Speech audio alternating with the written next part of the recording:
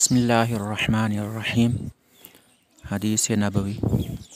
हज़रत अम्र बिन आस रज़ियल्लाहु अन्हु बयान करते हैं, मैं नबी पाक सल्लल्लाहु अलैहि वसल्लम की खिदमत में हाज़िर हुआ तो मैंने अर्ज़ किया, अपना दायां हाथ बढ़ाएं ताकि मैं आपकी बैअत कर लूँ। आपने दायां हाथ बढ़ाया तो मैंने अपना हाथ खींच लिया।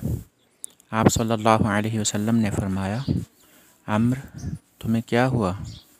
मैंने अर्ज़ किया, मैं शर्त कायम करना चाहता हूँ।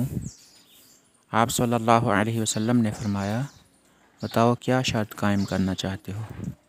मैंने अर्ज़ की, ये कि मुझे बख्श दिया जाए।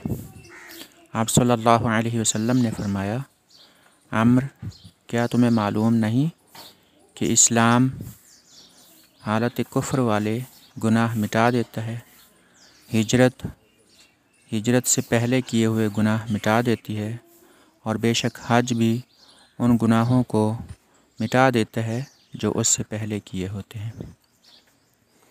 इस हदीस पाक में ये फरमाया गया है कि जब कोई इंसान इस्लाम कबूल करता है तो उसके पिछले गुनाह मुआफ़ फरमा दिए जाते हैं, और हिजरत भी ऐसी नेकी है कि उससे पहले किए हुए गुनाह मिट जाते हैं।